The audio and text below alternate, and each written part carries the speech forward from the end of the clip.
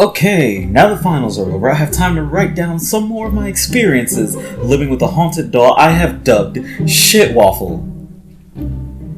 A lot of people have suggested as to how to handle this situation, which I appreciate. Since my first post, I actually did purchase a Ouija board, as recommended. Hasbro brand, which is never not going to be hilarious to me. I'll get to everything that's happened since last week, but before that, I figured I'd share some more stories I didn't manage to finish. Let it be noted that, again, I won't be able to get everything in this post. I've learned my lesson from last time. Starting off, I should probably address the demonic rituals I mentioned. These usually happen late at night. I've never actually witnessed one, but while I'm laying in bed, I can hear the chanting and shuffling movement from the living room. Because I am an unrepentant coward, I never get up to see what's going on. Just put my headphones in or go back to sleep. Afterwards, there's always a lingering smell of smoke and sulfur, but otherwise no mess. So I guess I can't complain. If Shitwaffle wants to have its demonic friends over for a gathering, of course the first time it happened was terrifying. I woke up at about 3 a.m. in the pitch black of my room and heard a cacophony of voices growling right outside my door. My body froze up with fear. It was a horrible sensation. You think that hearing intruders banging around my house at night would propel me to leap up and defend myself with a frenzied desperation. But something about lying prone and dark gives a false sense of fragile security. I was convinced that if I so much as twitched, the outsiders would know immediately and descend upon me with fury. Irrationally, I thought that the only thing that could keep me safe was to stay in a vulnerable position. The worst part was the voices. I don't know if you've ever seen those videos of dogs or cats making almost human-sounding words, contorting their vocal cords into sounds that people consider cute, but that's the closest thing I can think of. Except their baseline seemed to be more along the lines of the deep guttural crackles of crocodiles. So I guess imagine a crocodile trying to imitate a human voice, and you've got a pretty good idea of what I was hearing through the walls while I was curled up all alone in my room. Needless to say, I don't find dogs saying "arr" very cute anymore. It wasn't until the next morning that I could consider the whole situation without a haze of panic clouding my mind. I knew that Shitwaffle would never allow intruders in the house. It also made sense that my roommate would want to invite companions over. I mean, sharing a house is great and all, but it doesn't really fulfill the need to have a real social interaction. So I put my fear aside as best as I can. I even managed to gather up the courage to bang on the wall and call out, "Keep it down, I'm trying to sleep!" when it got too rowdy out there. Miraculously, they actually do quiet down when you ask. That doesn't make the whole experience any less unsettling, but I appreciate the consideration.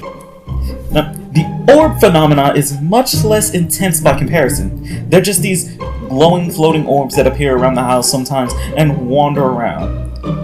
I don't know if it's more house guests or some sort of manifestation of Shitwaffle's soul, but they're quite useful at night when I get up to fill a glass of water in the middle of the night and can't find the light switch.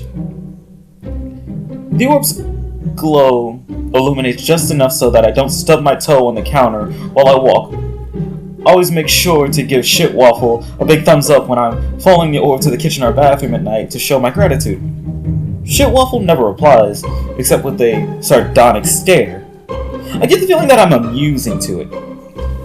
One of my friends was over once when the doll was orbing. It was daytime, so the orb wasn't as bright, but she was still pretty impressed. She's always believed in ghosts and excitedly informed me that usually they have some sort of unfinished business that ties them to this realm. I vaguely remember something like that in a movie I watched once, so I guess it could be legit. Later that day after she left, I tried to have a sit down with Shitwaffle to talk about what I wanted. What it wanted from me exactly. "Hey, Shitwaffle," I began. "How are you?" The doll sitting on the couch opposite me said nothing. "Okay, cool. I continued awkwardly. "So, Hey, is there any way I can help you? The doll stared at me. I mean, do you need some sort of closure? I clarified, feeling stupid. Do you need help completing some unfinished business to pass on to the other side? At that, Shitwaffle finally turned its head to face me, seeming extremely offended. Well, shit, no need to give me that look, I exclaimed. I was just trying to have a conversation. Look, if you don't need to find inner peace or whatever, that's chill. Let's work for me. Just thought I'd offer in case you wanted to help. We don't really talk at all, and I figured I'd check in. This seemed to pacify Shitwaffle, whose body went slack again into the state I'd come to call relaxed indifference. Deciding I could use some relaxed indifference myself, I popped myself onto the cushion next to the doll. Wanna watch some TV? I asked. In response, the television switched itself on with a sudden hum. Channels flicked by automatically in a mess of static, finally stopping on a nature documentary. I thought it was pretty cool that Shitwaffle didn't even need to use a remote. I wish I could do that. We spent the rest of the evening watching gory footage of lions eating zebras in almost compliant silence. In an almost companionable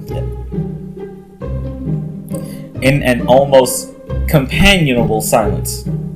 I like to say that we grew closer together as a result. However, the next day when I tripped on the carpet and fell flat on my face while getting ready for class, Shitwaffle just giggled hysterically. So the doll is officially still a little bastard.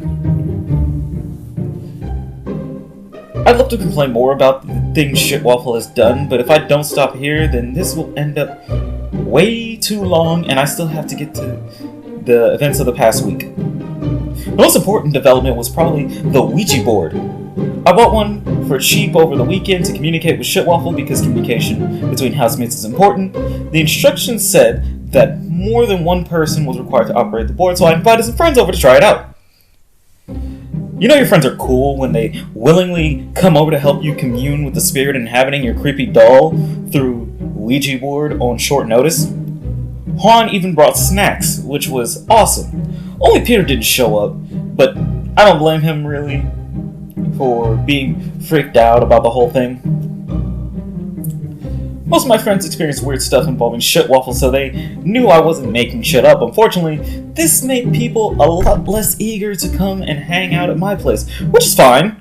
We have lots of fun at the bar downtown at my friends' places. My point is, it's been a while since I had so many people over. It was weird, but good to have the house filled with friends joking and shenanigans again. That's what I like about them. Even in somewhat serious situations, they can make it into something fun. Anyway, we were all sitting down around the Ouija board, and it was time to begin. We went through all the steps with Shitwaffle watching us from his place of honor on the table. Once that was done, we greeted the spirit and asked its true name like the instructions told us to do. Nothing happened. We tried again, and Juan started to get nervous, saying that he felt like the doll was displeased with us. Still, we asked a third time. The planchette nearly slipped from under our sweaty fingers as it spelled out Fuckooff. The group shared an uneasy little laugh. One of us, I can't remember who, said jokingly, "Wow, after all the trouble we went through to set up this party for you, and you won't even speak to us. Rude." Evidently, this pissed Shitwaffle off because the planchette moved again, even more forcefully this time. A few people yelped as their arms were yanked along. STUPID. All of us, sensing the anger at our attempts to bother the doll, grew silent. Except Lucy, whose favorite hobby is evidently poking a hornet's nest, as she replied idly, "Oh, that's your true name? Nice to meet you, stupid."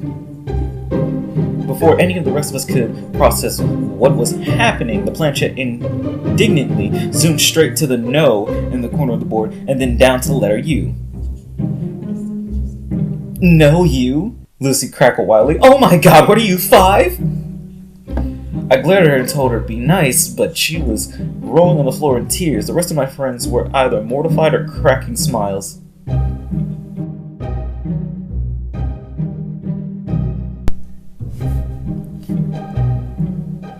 In the commotion, the doll had disappeared.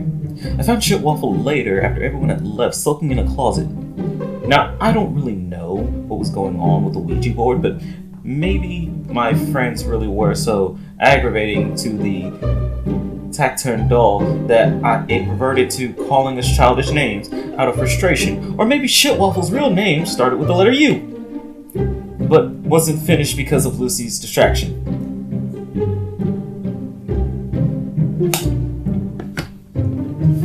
Another possibility is that Lucy was the one controlling the planchette. It does seem like something she would do. The alternative is that Shitwaffle goes around calling people stupid, which I don't know what to think about. That kind of ruins the mystique of an otherworldly being. So, all in all, the Ouija board was a massive failure. I'm not too disappointed though, because honestly, I hadn't put too much hope in getting answers from something manufactured by Hasbro. Finally, I should probably address people's concerns about the name Shitwaffle. It might be a bit vulgar, but I don't get the sense that the doll really cares. It comes off as aloof, like couldn't care less what petty mortals might call it. Of course, if the message on the Ouija board was actually from the doll, then maybe the detachment isn't as complete as it wants us to think. I guess we'll find out more as I continue to update my observations of my eccentric roommate.